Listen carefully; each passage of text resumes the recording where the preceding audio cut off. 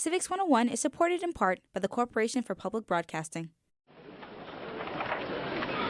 Very well, gentlemen.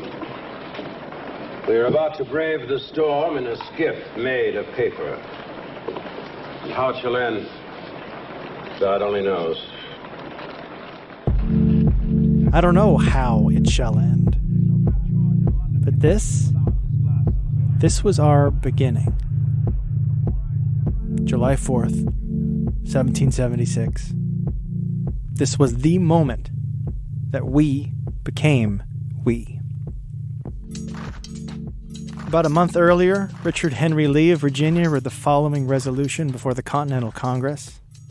Quote, that these united colonies are, and of right ought to be, free and independent states, that they are absolved from all allegiance to the British Crown, and that all political connection between them and the state of Great Britain is, and ought to be, totally dissolved.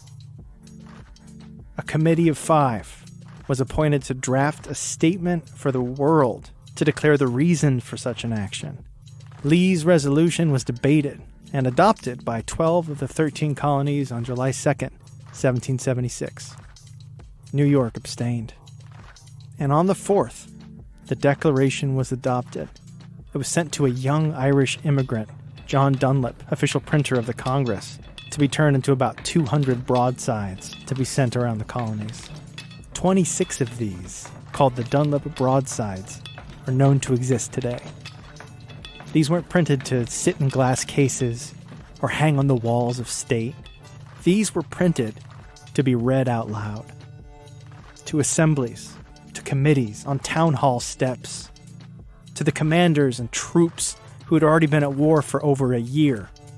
Copies were made for the colonists in German and French. And one Dunlop broadside was put on a ship to England, where it would be read by King George himself. So whether we're celebrating the successes or examining the flaws of this great democratic experiment, this was the moment that they became our successes, our flaws. This is the reason I'm a little nervous investigating our literal founding document. And there's one more reason that I hesitate to mention. When I'm trying to do a levels check for a guest on this very show, instead of asking them the industry standard question, which is, what did you have for breakfast? I really like to ask, what is the movie that you watched more than any other in your youth? Did you have a tape that got played more than any other in your household? A video? Yeah. Oh, absolutely. What was it? Casablanca. I only saw Casablanca for the first time last year. Are you serious? Yeah. It is the greatest movie ever made. It's incredible. And let's be honest, it is a major piece of propaganda. That's Byron Williams. We'll hear from him a little later. He loved a major piece of propaganda, but so did I. Good God! What in the hell are you waiting for? I've seen the movie 1776, a musical about our founding fathers singing and dancing their way towards the signing of the Declaration of Independence hundreds, maybe even 1,000 times. My childhood wish was to one day play Ben Franklin. Old Ben F. Your childhood wish. I was just like I was born to play that part. So when working on this episode, and I was able to get in contact with Danielle Allen, one of the top Declaration of Independence scholars in the world. I'm the James Bryant Conant University professor at Harvard. I'm a political philosopher. So I'm a kind of all-arounder Declaration of Independence person, history, text, the impact of it, and so forth. I held my breath, and I asked her for her thoughts on the movie. Do you have any feelings about the film 1776 and its accuracy of depicting this situation? Oh, I'm embarrassed to say. I'm very embarrassed. I still have not actually seen it. Sweet Jesus. Oh, Nick. I know. You sounded so nervous. I know. Of course she hasn't seen it. Cool people do not see it. Nobody's seen it. Well, I've seen it. After you made me see it. Does anybody care? All right, I promise I will be more judicious about my use of clips from 1776, but a few sneak their way in. I'm Nick Capodice. I'm Hannah McCarthy. And today on Civics 101, we are exploring the greatest breakup letter of all time, the Declaration of Independence. What it says, what it doesn't say. To start, you should read it. It's not that long. It's short. It's only 1,337 words. That's Danielle Allen again. Yet it had the biggest possible of jobs. It had the job of justifying one of the most consequential political decisions ever taken, the decision of the colonists to declare independence from Britain and formally undertake a revolution. And we might take this for granted now. There was no precedent for this. It's never been done before. No colony has ever broken from the parent stem in the history of the world. So think of that. You're trying to justify the creation of a new nation. You're trying to justify a war, all in little more than 1,300 words. You don't do that with small ideas. You do that with big ideas. Big ideas like people have rights and the government should protect those rights? Yes, and the biggest of all, that if a government fails to do that, the people have a responsibility to fix it. Danielle called this a theory of revolution. So where do we even start? Well, there are 4 parts of the Declaration. There's a preamble, a statement of human rights, a long list of grievances, and then the action, Lee's resolution. We, therefore, are doing this. The question to answer for the Declaration is what on earth could justify steps of that magnitude? The rest of the Declaration is an answer to that question. So I think it's good to start at the end because that way you know what question the whole text is supposed to answer. How on earth could you possibly make the case that it's reasonable to just call yourself a new nation, that it's reasonable to declare yourself no longer loyal to, obedient to your king? If you're going to say that you're no longer beholden to the laws of your country, you better have a pretty good reason. There were good reasons, and there were many. There are 27 very specific grievances in the Declaration. These are acts of the king that demonstrate his tyranny and therefore justify revolution. Concord and Lexington, the first battles of the Revolutionary War, happened over a year before the Declaration had been written. But I want to take it back even further and start with civics teacher Cheryl Cook-Kallio, who boiled it all down to one sentence. No matter how hard they tried, the English were never going to look at them as being equals. Many people don't think about the salutary neglect that happened in the colonies for the 150 years before we started to see the beginnings of unrest. What is salutary neglect? It was how England governed these colonies. It wanted access to their raw materials, but that is all they wanted. Nobody was enforcing trade laws. Nobody was mandating British rule. The colonies were pretty much left to govern themselves. They just ignored that the colonies even were there. And so you had this large, vast amount of land where people from Great Britain would come or people from England would come and recreate their lives. And some would liken the beginning of that period as being just a blank slate, this idea that you could go in and create a government. Of course, they did because they were 3 months away and 3,000 miles away from Parliament. And so they were very used to direct democracy. But then this system of salutary neglect is reversed in the 1750s when England needs a ton of money due to the 7 Years' War. This is a massive war. It involves all the powers of Europe, and this extends to the British fighting the French, who were allied with the native tribes. In the colonies, it's called the French and Indian War. So England starts to tax, and England starts showing up. There is a whole kind of line of increasing hostilities that start happening. This is Emma Bray. She's the executive director at the American Independence Museum. The British start coming to the colonies. They're being quartered here. And it's not like today where military troops are on bases or have their own homes provided for them. They were being quartered within residents' homes here in the colonies. We're getting taxed on goods that we're producing, raw goods that we're creating, giving to England, they then produce it, and then we're taxed on them coming back to us. Everything is now getting taxed. So it's not just your sugar, it's your paper, it's the stamp, it's everything thing, it's tea, it's all of these commodities that you need to live. And at a certain point, it just starts to become too much and people are starting to get fed up with it. Stamp Acts, Townsend Acts, Sugar Acts, Tea Acts. But it's more than just the money. There are stories of individuals radicalizing. One of the pieces of discontent was that colonial commissions were considered beneath any level of British commission. So if you were a colonel in the colonial army, you were still considered to be below any British commission that was fighting the French and Indian War. Cheryl told us a documented story of one lieutenant colonel who wanted a British commission and was promised one by General Braddock, head of the British Army in the colonies. During a particularly bad battle, very fierce, General Braddock was killed. The lieutenant colonel steps up. He led the surviving soldiers. His horse was shot out from under him twice. He's got musket balls in his jacket.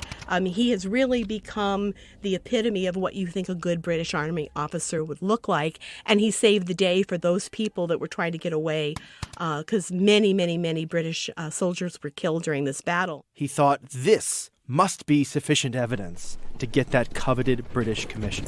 So he traveled all the way to Boston and met with the acting general for the troops in the colonies and asked for this commission and said, I was promised this by General Braddock, and was pretty much laughed at.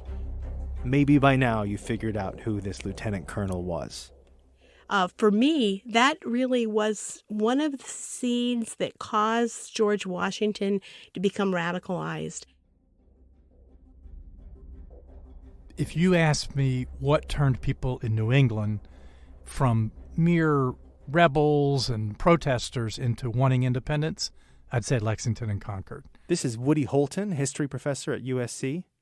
But if you ask me what turned white Southerners from merely protesting to wanting independence, the answer is this informal alliance that African Americans initiated with the British government.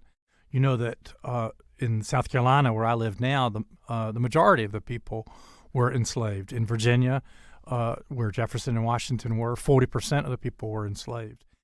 Enslaved Americans start seeing this battle between the groups that we're later going to call loyalists and rebels. Enslaved Americans see that split among whites, and they say, in this gap between one group of whites and another group of whites, that's an opportunity for us. And they literally go and knock on the door of the governor's palace in colonial Williamsburg to tell the governor, you just give us our freedom and we'll help you win this war. And he initially turns them away, as do other colonial governors, but they kept coming. And eventually, British officials who had very few white supporters started accepting these black supporters. And in fact, they issued Emancipation Proclamations, very similar to the one that Lincoln would issue, that infuriated whites. One guy referred to it as aiming a dagger at our throats through the hands of our slaves. The Stamp Act was passed. The coercive acts were passed. At one point, the colonial government tried to seat someone in Parliament, and they were refused. They sent an olive branch petition trying to work things out. And the king responds by officially declaring the colonies in rebellion.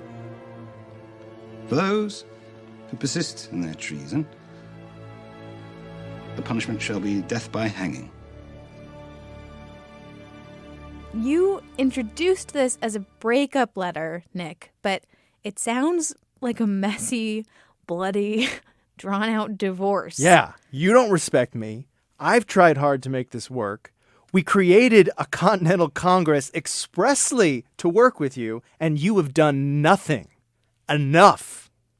And we get to Lee's resolution and the formation of the Committee of Five to write a declaration. So I've been taught that Thomas Jefferson was the author of the Declaration of Independence, but it was co-written by this committee? Yeah, Jefferson wrote the Declaration, to be sure, but the committee made significant changes.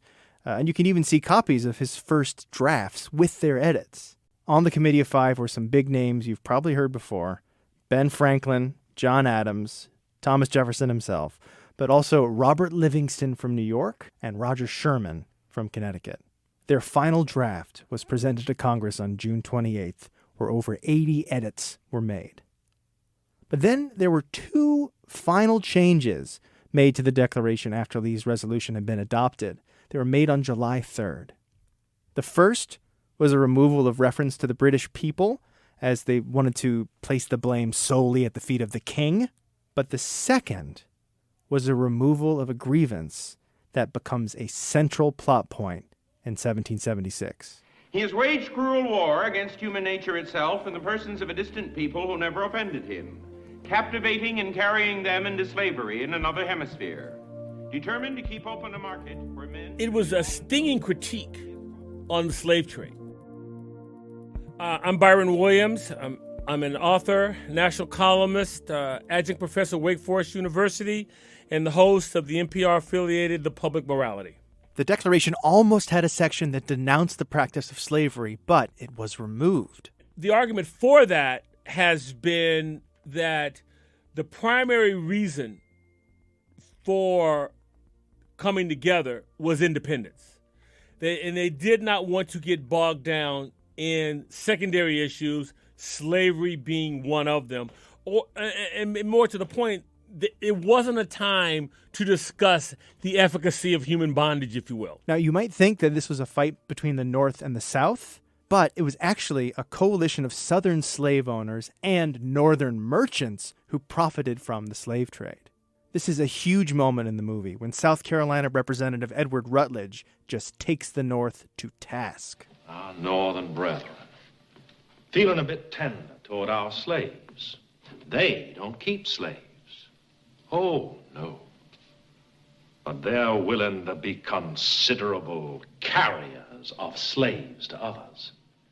It's, first of all, important to realize that already in 1776, opinion about slavery was split. So the Committee of Five that drafted the Declaration was not composed solely of slaveholders. Thomas Jefferson, who chaired the committee, was a slaveholder. John Adams was not. He always thought slavery was a bad thing and never owned slaves. Benjamin Franklin had been a slave owner earlier in the 18th century, but by this point he had liberated his slaves and had become somebody who was committed to abolition. So the question of where slavery fit in the document was complicated. In fact, the phrase life, liberty, and pursuit of happiness is a compromise phrase that takes the language from the anti-slavery position. The fact that the language is about happiness, not property, was an anti-slavery choice.